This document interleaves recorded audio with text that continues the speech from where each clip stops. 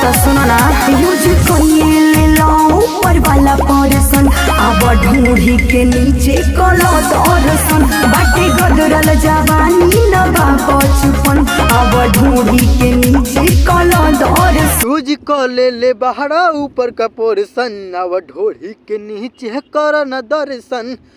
जी हाँ दोस्तों, नमस्कार प्रणाम। आज के यूपी तिरछा न्यूज़ में आपका स्वागत है। बने रहिए हमारे न्यूज़ के साथ, क्योंकि तान्या जी ने जो गाना गाया अभी अभी आप लोगों ने सुना कि यूज को ले बाड़ा ऊपर का पोर्शन, आवा ढोढ़ी के नीचे कर न दर्शन।